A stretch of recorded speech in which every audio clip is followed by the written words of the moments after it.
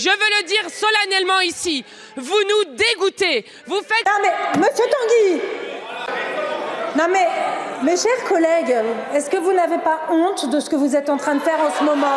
Tous les deux, des deux... Le 17 juillet, l'Assemblée rejette la perpétuité pour les viols en série sur mineurs. Tous les votes contre venaient de la gauche. Tollé national. 4 jours plus tard, le gouvernement impose un second vote et cette fois, plus personne ne peut se cacher. Déposé par Madame Goulet. Alors, pour le gouvernement, est-ce que vous pouvez nous présenter l'amendement qui fait l'objet de la seconde délibération, Madame la Ministre?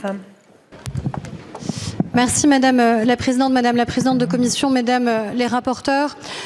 Comme je l'avais annoncé au banc vendredi dernier, malheureusement, vendredi, l'article 11 a été supprimé.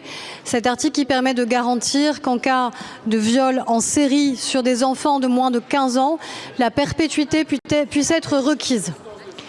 Donc, le gouvernement a demandé une nouvelle délibération. Je crois que nous avons besoin collectivement de ressaisissement sur ce sujet. Nous avons besoin collectivement de démontrer que sur la protection de nos enfants, il n'est pas affaire de politique, ni de victoire ou de défaite. Il y a un seul objectif, garantir qu'il n'y ait plus d'impunité pour les prédateurs et pour les criminels. C'est uniquement l'objet de cet amendement, rétablir cet article 11 et permettre aux magistrats demain de requérir la perpétuité pour ceux qui brisent l'innocence, brisent les vies de nos enfants. Gouvernement qui décide de ne pas écouter ce que fait l'Assemblée nationale quand elle travaille. Alors, et pourquoi nous avons une seconde délibération? Parce que vendredi et les 3 jours qu'on précédé, il y avait très peu de monde dans cet hémicycle. Et je dois le dire, c'est intéressant de voir aujourd'hui que tout le monde nous explique l'importance de protéger les enfants quand vos bancs étaient complètement vides vendredi dernier. C'est d'ailleurs pour ça que nous avons repoussé, parce que nous étions le groupe le plus mobilisé, notamment vendredi dernier. Alors, je le redis parce que c'est aussi un débat important et je souhaiterais qu'on puisse le tenir, même si c'est une seconde délibération, mais... Pourquoi moi je m'oppose à cet article? Parce qu'il y a une question de cohérence de l'échelle des peines. Et c'est pas moi qui le dis, c'est l'avis du Conseil d'État. Et je crois que là encore, si c'est ce qui est marqué dans l'avis du Conseil d'État, Madame la Ministre, et on est dans une incohérence assez importante. Je dois le dire aussi, c'est que tous les lundis, il y a des manifestations devant le ministère, devant les tribunaux, et je n'ai jamais vu une seule pancarte, ni un seul collectif demander cet article et cette perpétuité. Et pourquoi ils ne demandent pas ça? Pourquoi ils ne demandent pas ça? Parce que la perpétuité arrive bien après les passages à l'acte et ne concerne que 3% des auteurs de viols qui sont condamnés. C'est même 1% quand on parle des violences incestueuses. Donc c'est clairement un écran de fumée. Je vais finir là-dessus parce que oui, c'est grave. Parce qu'ici, il y a des personnes victimes, d'accord? Et c'est pour ça que ce débat, il pourrait mériter un peu plus de hauteur de votre côté. Oui, il y a des personnes victimes, comme il y a peut-être ici des agresseurs dans cette assemblée. Et je dois dire que, par exemple, en tant que femme, en tant que mère, à cause de vous, lire tout le week-end qu'on souhaite que mes enfants soient violés pour que je comprenne, et ça, c'est inacceptable. Merci, monsieur le député. Madame la présidente Panot. Merci Madame la Présidente. Nous voici donc à reparler de la perpétuité dans un second vote demandé par le gouvernement. Pourquoi? Parce que l'Assemblée a supprimé vendredi cet article, car nos rangs à gauche étaient pleins, quand vos rangs de la Macronie, de la droite jusqu'à l'extrême droite étaient vides. C'est dire l'importance que vous accordez au sujet. Depuis ce vote, les amis de Marine Le Pen, Gabriel Attal et Édouard Philippe expliquent partout que s'opposer à la perpétuité, c'est défendre et protéger les pédocriminels. Je veux le dire solennellement ici, vous nous dégoûtez. Vous faites une mesure d'affichage pour mieux cacher le fait que vous ne mettez ni les moyens financiers, ni la volonté politique pour éradiquer les violences sexuelles contre les enfants. Je rappelle qu'aucune association de terrain ne demande la peine de perpétuité. Aujourd'hui, dans un communiqué, c'est la Civise ainsi que des collectifs féministes et infantistes qui expliquent pourquoi elles s'opposent absolument à ces mesures. Vous nous dégoûtez. La perpétuité ne protégera pas les enfants. Moins de 1% des agresseurs sont condamnés dans les cas d'inceste. Vous inventez une peine qui toucherait à peine un pédocriminel sur 100. Pire, comme l'explique Camille Kouchner, cette dérive sécuritaire va empêcher les enfants de parler, car l'inceste repose sur le chantage du secret. La perpétuité comme la peine de mort font peser une responsabilité sur l'enfant qui le silencie davantage. Vous n'avez toujours pas compris que les violences sexuelles faites aux enfants sont un problème de domination. Vous n'avez toujours pas compris que les violeurs sont nos pères, nos oncles, nos grands-pères. Vous n'avez toujours pas compris que ce que les victimes demandent, c'est qu'une plainte déclenche une enquête. C'est qu'un enfant qui parle soit cru et mis en sécurité. C'est une prise en charge des soins remboursés à 100%. Quant à Marine Le Pen et ses amis, c'est vous qui refusez la commission d'enquête Epstein avec M. Attal. C'est vous qui n'avez pas eu un mot sur le scandale Betaram. C'est vous qui défendez mordicus Jean-Marc Morandini, condamné définitivement pour corruption de mineurs. C'est vous qui combattez l'éducation à la sexualité alors que c'est là où les enfants apprennent que leur corps leur appartient. C'est là où peuvent être déterminés. National. Madame Bonnivard. Merci Madame la Présidente. De quoi parlons-nous avec cet article? Nous parlons des crimes les plus graves qui peuvent être adressés à un humain, à des enfants. Il s'agit de viols sériels sur des enfants. Ils sont les actes, pour nous, pour la droite républicaine, les plus graves que l'on peut commettre sur un individu, l'individu le plus fragile qui soit, dans l'incapacité de se défendre. On parle des enfants, voire de nourrissons. On connaît le nombre de suicides dans une vie qui arrive après avoir vécu ces violences. Il ne s'agit pas de surenchère pénale pour nous. Il s'agit de sanctionner ce que l'on estime être le crime, avec d'autres crimes comme les meurtres sur enfants, le plus grave que l'on peut commettre à l'égard d'un individu le plus fragile qui soit, que nous devons protéger. Évidemment que cela n'empêche pas toute la politique que nous devons mettre en place sur la prévention, sur le fait d'empêcher ces actes. Mais notre loi pénale doit être très claire à l'égard des violeurs d'enfants. L'impunité, c'est terminé. Il s'agit des crimes les plus graves qu'une société ne peut tolérer à l'égard de ses propres enfants. C'est la raison pour laquelle nous voterons la perpétuité pour les crimes sexuels sériels commis avec actes de torture et de barbarie à l'égard de nos enfants. Allez, la parole est à Madame Blanc pour le Rassemblement national.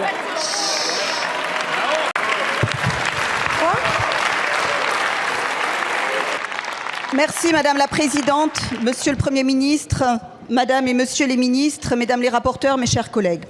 Vendredi dernier, l'article 11 a été rejeté par 41 voix contre 37. Tous les votes contre sont venus de la gauche. Les 24 députés de la France insoumise présents, rejoints par 7 socialistes, 8 écologistes et 2 communistes. Quant aux amis de M. Attal, ils brillaient par leur absence. Ce vote a fait tomber la possibilité de condamner à la réclusion criminelle à perpétuité un auteur de viol en série lorsque l'une au moins de ses victimes est un enfant de moins de 15 ans. La France insoumise a qualifié cette mesure de populisme pénal. Ses représentants se sont ensuite répandus dans la presse pour expliquer que même les pédocriminels pourraient être rééduqués, réinsérés. Voilà votre priorité, préparer la sortie du prédateur. La nôtre est de garantir qu'aucun enfant ne croise de nouveau sa route. Cette exigence de protection suppose une justice pleinement efficace depuis l'enquête jusqu'à l'exécution de la peine. Il faut davantage d'enquêteurs, de magistrats, de greffiers, mais il faut aussi permettre à la justice de prononcer des peines à la hauteur des crimes et garantir qu'elles seront réellement exécutées.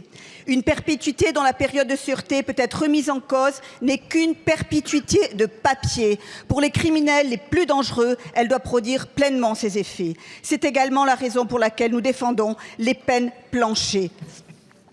Lorsqu'un prédateur a violé plusieurs victimes et détruit plusieurs vies, notamment celles d'enfants, notre première responsabilité est de l'empêcher définitivement de nuire.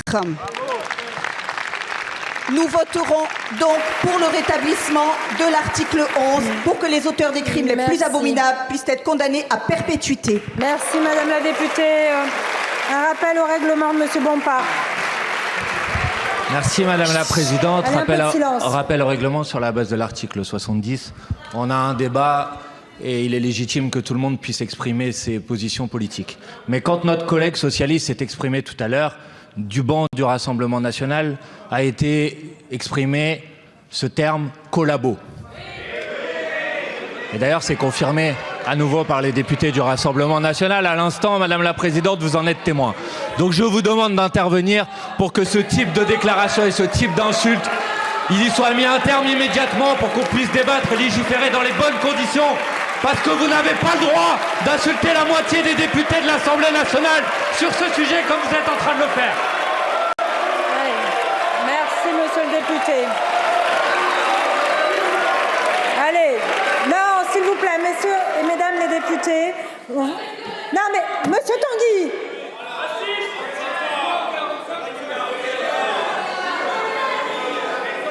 Non, mais, mes chers collègues, est-ce que vous n'avez pas honte de ce que vous êtes en train de faire en ce moment? Tous les deux, des deux côtés. En fait, nous sommes l'Assemblée nationale. Nos concitoyens attendent de nous du respect, de la considération, des débats où tout le monde s'écoute pour que nous puissions voter chacun en toute conscience. Est-ce que c'est trop difficile de vous demander ça pour nos enfants? Soyez sérieux un peu. Alors, je donne la parole et j'espère que vous serez capable de respecter le calme nécessaire à ce débat sur tous les bancs. Je donne la parole à monsieur Bonnet pour le groupe écologiste.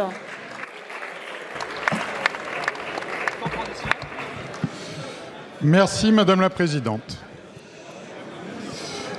Je ne travaille sur ces sujets.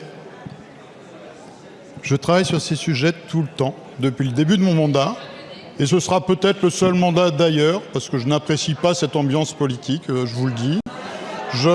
Taisez-vous là-bas, vous ne servez à rien. S'il vous plaît, non. Monsieur le député, on reste sur l'amendement et sur la position de votre groupe, s'il vous plaît. S'il vous plaît.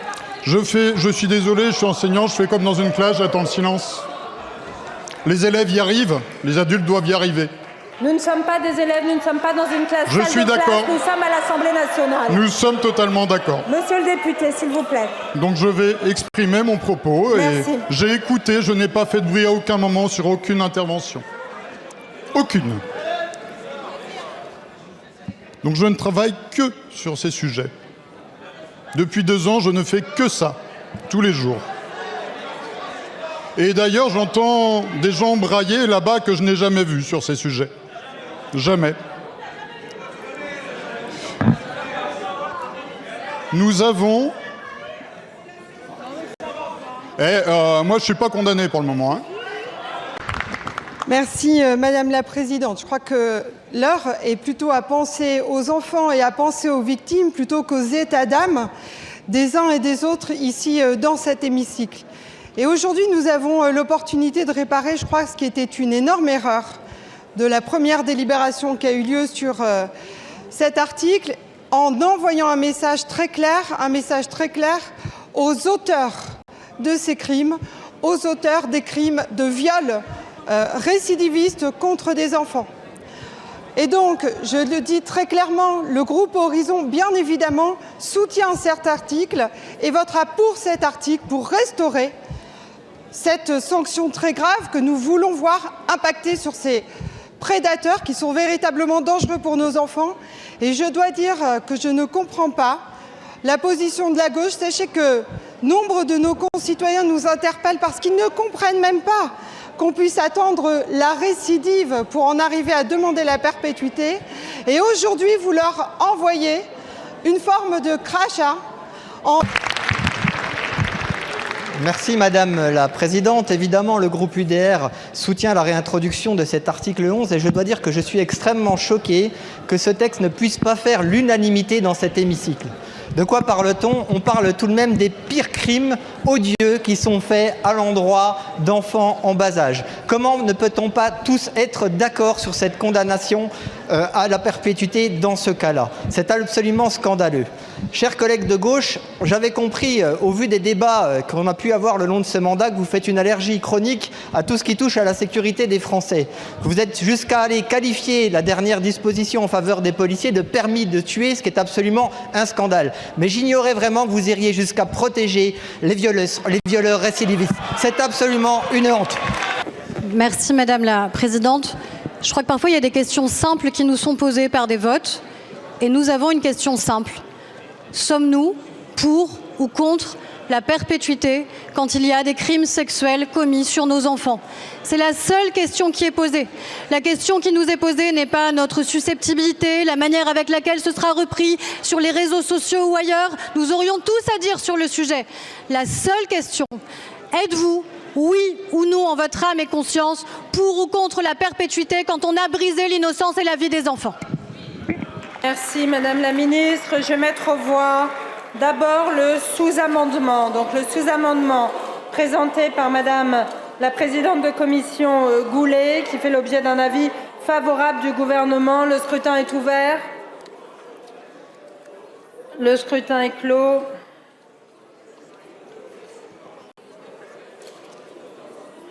Votant 346, exprimé 341, majorité 171, pour 178, contre 163, l'Assemblée nationale a adopté.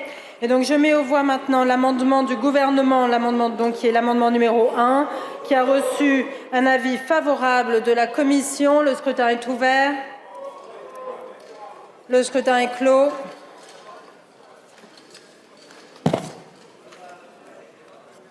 Votant 352, exprimé 342, majorité 172, pour 258, contre 84, l'Assemblée nationale a adopté l'amendement ainsi sous-amendé.